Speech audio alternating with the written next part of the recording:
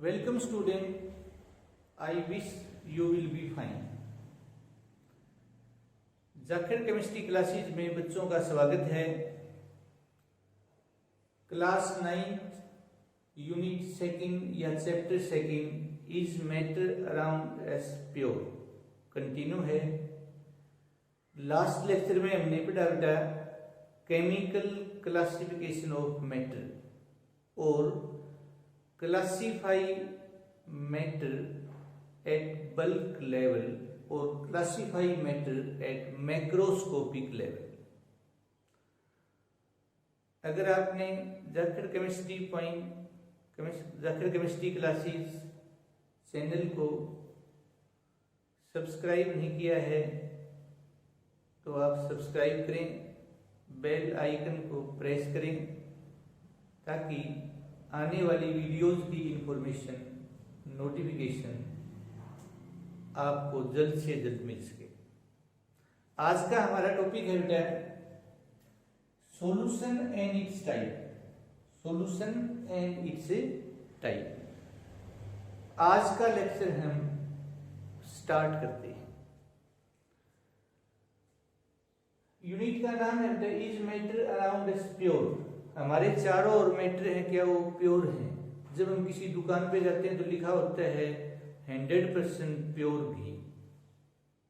अब आम आदमी के लिए तो वो प्योर है बेटा, मान लो उसमें कोई मिलावट नहीं है, लेकिन केमिस्ट के लिए हमारे लिए प्योर का मतलब है जिसकी कंपोजिशन फिक्स्ड हो, जिसकी यूनिफॉर्म कंपोजिशन हो, वो प्योर है बेटा। तो जो प्योर घी लिखा होता है वो वास्तव में केमिस्ट के लिए प्योर नहीं है, एक आम आदमी के लिए वो प्योर हो सकता है। सोडियम है वो प्योर है, उसमें और कोई टाइप का एलिमेंट नहीं होता बेटा। NaCl है वो भी क्या है प्योर है, उसमें कंपोजिशन क्या होती है सोडियम क्लोरीन की फिक्स होती है बेटा। वाटर में फिक्स होती है 2:8 1:8 बेटा, 2:16 1:8। सॉरी, सॉल्यूशन क्या है बेटा?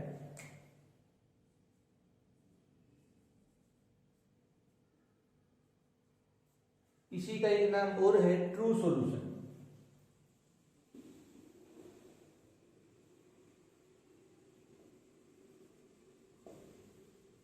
मोलिकुलर डिस्पर्सन भी बोलते हैं। It is a homogeneous mixture of two or more than non reactive chemically non reactive substances. यह दो या दो से ज्यादा ऐसे सब्सटेंसेस का एक होमोजीनियस मिक्सचर है जिनके बीच में कोई केमिकल रिएक्शन नहीं होती। यहां तक भी डेफिनेशन ठीक है बेटा। और थोड़ा सा हम लिखें it is a homogeneous mixture of two or more than two chemically non reactive substances whose composition can be changed within certain limits। जिसकी कंपोजिशन को हम कुछ हद तक चेंज कर सकते हैं। जैसे आपको समझाएं बेटा, फॉर एग्जांपल 100 मिलीलीटर वाटर में स्टैंडर्ड टेम्परेचर पे मैक्सिमम मान लिया 92 ग्राम शुगर डिजोल्व हो सकती है। यही टेम्परेचर लें और 100 मिलीलीटर वाटर लें, 92 ग्राम से ज्यादा जितनी भी हम शुगर डालेंगे वो अनडिजोल्व रहेगी। तो ये तो हो गया बेटे सैचुरेटेड सॉल्यूशन। और शुगर डाल दी तो वो हो जाएगा सुपर सैचुरेटेड सॉल्यूशन। और यदि 92 ग्राम से कम 90 ग्राम लेते हैं या 85 ग्राम लेते हैं तो वो हो जाएगा अनसैचुरेटेड सॉल्यूशन। तो सैचुरेटेड तो वो होता है जिसमें और सॉल्यूट हम डिजोल्व नहीं कर सकते पर्टिकुलर अमाउंट ऑफ सॉल्वेंट में एक निश्चित टेम्परेचर पे। तो जब भी हम सॉल्यूशन को डिफाइन करें हमें ये ध्यान रखना है कि वो सैचुरेटेड नहीं होना चाहिए, जिसमें और सॉल्यूट डिजोल्व होने की संभावना हो, चांसेस हो। टू कंपोनेंट का या टू सब्सटेंसेस का जो सॉल्यूशन है वो बाइनरी सॉल्यूशन कहलाता है। 3 का टर्नरी, 4 का क्वाटर्नरी और 4 से ज्यादा का पॉली कंपोनेंट सॉल्यूशन। अपने सिलेबस में चाहे वो सिलेबस 9th क्लास का है, 10th का है, 11th का है, 12th का है, बाइनरी सॉल्यूशन अपने सिलेबस में है। एग्जाम्पल में NaCl plus water, sugar plus water, CO2 plus water, alcohol plus water, chloroform plus nitrogen, naphthalene plus nitrogen, oxygen plus nitrogen, mercury plus sodium, mercury plus aluminium, water plus sodium carbonate, water plus calcium sulphate, gold plus copper, zinc plus copper, etcetera. These are some example of a solution. और solution में जो particle size होता है solute का वो 1 nanometre से कम होता है। इसी यूनिट में आगे हम पढ़ेंगे एक कोलाइडल सॉल्यूशन जहाँ पार्टिकल का साइज 1 से 1000 नैनोमीटर होता है। ज़्यादातर बुक्स में गलती से बेटा 1 से 100 नैनोमीटर लिखा होता है, सही है 1 से 1000 नैनोमीटर। और जो सस्पेंशन होता है उसमें पार्टिकल का साइज 1000 नैनोमीटर से ज़्यादा होता है। ये मेन पॉइंट है बेटा, सॉल्यूशन में पार्टिकल का साइज, कोलाइडल सॉल्यूशन में पार्टिकल का साइज, सस्पेंशन में पार्टिकल का साइज। अब सॉल्यूशन में जो कंपोनेंट होते हैं बेटा उनको न तो हम नेकेड आई से नंगी आंख से देख सकते हैं, न ही स्पेक्स लगा के देख सकते हैं, न ही माइक्रोस्कोप लगा के देख सकते हैं। किसी तरह से भी वो दिखाई नहीं देंगे। कोलाइडल सॉल्यूशन में नेकेड आई से तो दिखाई नहीं देते, लेकिन माइक्रोस्कोप से जो भी कंस्टिट्यूएंट पार्टिकल हैं उस कोलाइडल सॉल्यूशन के उनको हम देख सकते हैं। और सस्पेंशन में तो हम उसको नेकेड आई से भी देख सकते हैं। जो चीज नेकेड आई से दिख जाए वो माइक्रोस्कोप से तो दिखेगी बेटा। ठीक है। बाइनरी सॉल्यूशन बेटा,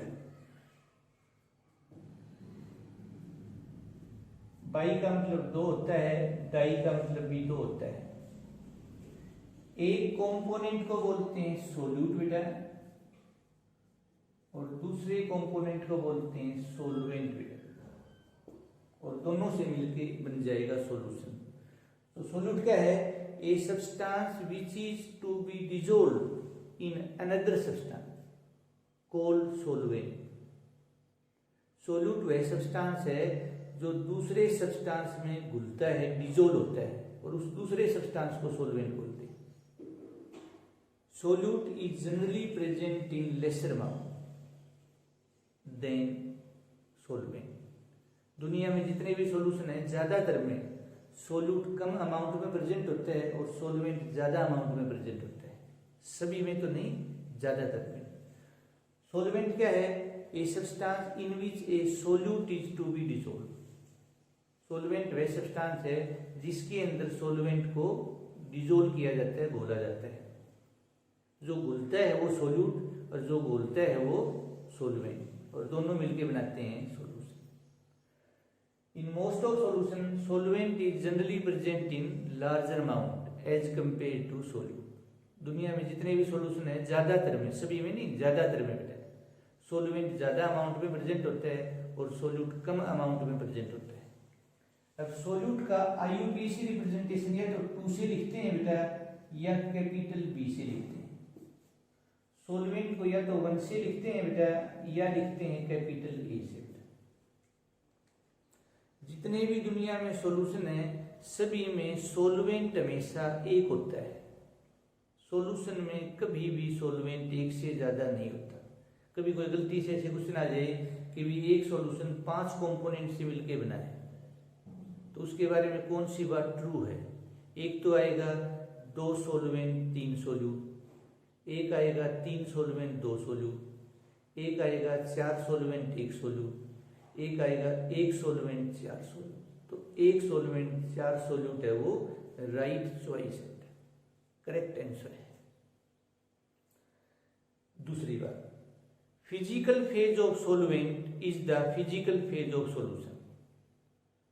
सॉल्वेंट की जो फिजिकल फेज होगी वही सॉल्यूशन की फिजिकल फेज होगी। कहने का मतलब है यदि सॉल्वेंट सॉलिड है, सोल्यूट से सॉलिड लिक्विड गैस तीनों में से कुछ भी हो, सॉल्यूशन को हम कहेंगे सॉलिड सॉल्यूशन। और सॉल्वेंट लिक्विड है, सॉल्यूट से सॉलिड लिक्विड गैस तीनों में से कोई भी हो तो कहेंगे लिक्विड सॉल्यूशन। और यदि सॉल्वेंट गैस है बेटा, सॉल्यूट से सॉलिड हो चाहे लिक्विड हो चाहे गैस हो तो कहेंगे गैसीय सॉल्यूशन। फिजिकल फेज या physical state of solvent is the physical state of a solution. फिर बेटा नेचर ऑफ सॉल्वेंट के बेस पे दो टाइप का होता है सॉल्यूशन, एक एक्वस और दूसरा नॉन एक्वस। एक्वस सॉल्यूशन क्या होता है? A solution in which water is solvent या सॉल्वेंट इज वाटर, एक ही बात है। सॉल्वेंट वाटर है या वाटर सॉल्वेंट है, कोई फर्क नहीं पड़ता। जैसे Sachin is winner and winner is sin, समझाने के लिए।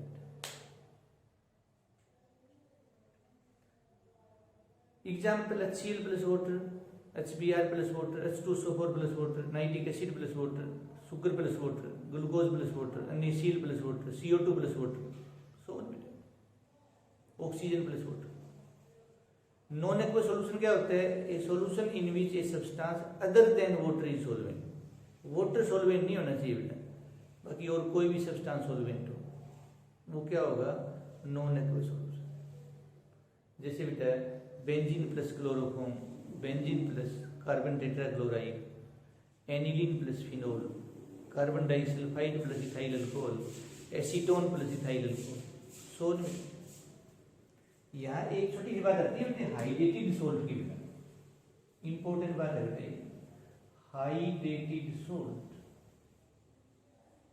कौन से होते हैं बेटे? आपने वाटर ऑफ क्रिस्टलाइजेशन बेटा है बेटा, फिक्स नंबर ऑफ वाटर। जैसे बेटे वाशिंग सोडा की बात करें, सोडियम कार्बोनेट और वाटर से मिलकर बनाया है। इसमें हमें तो हम ये पढ़ते हैं कि वाटर यूनिवर्सल सॉल्वेंट है, क्योंकि वाटर का डाइलेक्ट्रिक कांस्टेंट की वैल्यू सबसे ज्यादा होती है। डाइलेक्ट्रिक कांस्टेंट एक ऐसी प्रॉपर्टी है कि जब किसी सब्सटेंस को उस जैसे वाटर में डालते हैं तो उस सब्सटेंस के बीच में जो फोर्स है उनको ये कमजोर कर देता है, जिसके कारण वो चीजें वाटर के अंदर घुल जाती हैं। तो डाइलेक्ट्रिक कांस्टेंट की वैल्यू ज्यादा होने के कारण ये यूनिवर्सल सॉल्वेंट है, ज्यादातर सॉल्यूशन है वो वाटर में बनाए जाते हैं। लेकिन इसका ये मतलब नहीं है कि दुनिया के सभी सॉल्यूशन में वाटर सॉल्वेंट होगा, वाटर सोल्यूट भी हो सकता है। तो यहाँ वाटर सोल्यूट है बेटा और सॉल्वेंट है सोडियम कार्बोनेट, क्योंकि ये सॉलिड सॉल्यूशन होता है तो वाटर सॉल्वेंट कैसे हो सकता है? जितने भी हाइड्रेटेड सोल्ट है, POP है, जिप्सम है, ब्लू विट्रल है, वाइट विट्रल है, ग्रीन विट्रल है, सभी में वाटर सोल्यूट होता है, बहुत इंपॉर्टेंट है। फिर हम बात करते हैं बेटा डाइल्यूट सॉल्यूशन की। बेटा लैब में लिखा होता है DiLHCl, DiLH2SO4, DiLHNO3, dilute solution. Dilute solution क्या होता है बेटा? A solution in which solute is relatively present in very small amount as compare to solvent. तो डाइल्यूट सॉल्यूशन वो होते हैं जिसमें सोल्यूट सॉल्वेंट के कंपैरिजन में बहुत ही कम अमाउंट में प्रेजेंट होता है, और कंसंट्रेटेड वो होते हैं जिसमें a solution in which solute is relatively present in very large amount. Very large वहां वेरी स्मॉल लिखना जरूरी है, very large amount as compare to solvent. तो कंसंट्रेटेड सॉल्यूशन में सोल्यूट है वो सॉल्वेंट की बजाय बहुत ज्यादा अमाउंट में प्रेजेंट होता है, और डाइल्यूट सॉल्यूशन में सोल्यूट है वो सॉल्वेंट की बजाय बहुत ही कम अमाउंट में प्रेजेंट होता है। सैचुरेटेड सॉल्यूशन क्या होता है? A solution in which no more solute can be dissolved in a particular amount of solvent at constant temperature। Saturated solution वह सॉल्यूशन होता है जिसमें एक निश्चित टेम्परेचर पे एक निश्चित अमाउंट ऑफ सॉल्वेंट में और सॉल्यूट हम डिजोल्व नहीं कर सकते, और अनसैचुरेटेड वो होता है जिसमें और हम डिजोल्व कर सकते हैं। तो ये सैचुरेटेड है। सोल्युबिलिटी क्या होती है? It is the maximum ability of a solute to dissolve in a particular amount of solvent at constant temperature. एक निश्चित टेम्परेचर पे एक निश्चित अमाउंट ऑफ सॉल्वेंट में एक सॉल्यूट की एक सब्सटेंस की अधिक से अधिक घुलने की क्षमता। कई बार ये लिख देते हैं भाई it is the maximum amount of solute in gram dissolve in 100 gram of solvent. ठीक है बेटी, निश्चित हो 100 ग्राम हो, 200 ग्राम हो, 100 मिलीलीटर हो, 200 मिलीलीटर हो, कोई फर्क नहीं पड़ेगा। लेकिन फिर 100 ग्राम लिखते हैं तो हमारी सोच थोड़ी सी छोटी रह जाती है बेटा। जरूरी नहीं 100 ग्राम और 200 ग्राम भी हो सकता है, 300 ग्राम भी ले सकते हैं, 1 लीटर भी ले सकते हैं, 500 मिलीलीटर। तो पर्टिकुलर अमाउंट ऑफ सॉल्वेंट लिख दो। याद रखना, particular amount of, particular solvent मत लिखना, particular amount of solvent. Her definition का एक की पॉइंट होता है बेटा, वो अगर हम नहीं लिखेंगे तो गलत हो जाएगा बेटा। ये हमारी मर्जी नहीं कि हम कहाँ तक जो ठीक लगे वहाँ तक लिखेंगे हम। जो सेंस है बेटे उस कंसेप्ट की, जो जिस साइंटिस्ट ने दी है बेटा टॉपिक की बेटा, वो सेंस आनी चाहिए बेटा। शब्द हम सिंपल भी लिख सकते हैं, कॉम्प्लिकेटेड भी वर्ड लिख सकते हैं, उससे कोई फर्क नहीं पड़ता बेटा। तो ये हो गया बेटे। तो एक प्रकार से सोलबिलिटी को हम ऐसे डिफाइन कर सकते हैं, concentration of saturated solution. Saturated solution की जो कंसंट्रेशन है, क्योंकि और सॉल्यूट डिजोल्व क्यों नहीं हो सकते, क्योंकि जितने डिजोल्व होने थे पहले ही हो लिए। एक स्टोक सॉल्यूशन होता है, आगे बढ़ेंगे 11th क्लास में, STOC के साइंटिस्ट का नाम है। A solution of higher concentration is also known as stock solution. तो जिनकी कंसंट्रेशन ज्यादा होती है ऐसे सॉल्यूशन को हम स्टोक सॉल्यूशन बोलते हैं। जैसे 68% HNO3 stock solution, 95% ethyl alcohol, ये स्टोक सॉल्यूशन है। इसी तरह से बेटा on the basis of physical state of solute and solvent, ये 9 प्रकार का होता है। जैसे liquid solution, solvent, liquid, solute, solid, liquid, gas, 3 ऐसे ही बेटा। सॉलिड सॉल्यूशन है, सॉल्यूट है और सॉलिड लिक्विड गैस। ऐसे गैसीय सॉल्यूशन है तो सॉल्वेंट तो गैस हो गया, सॉलिड लिक्विड गैस बेटा। तो 9 टाइप का होता है। Physical state of solute and solvent के बेस पे सॉल्यूशन 9 टाइप का होता है। नेचर ऑफ सॉल्वेंट के बेस पे 2 टाइप का होता है बेटा, एक्वस एंड नॉन एक्वस।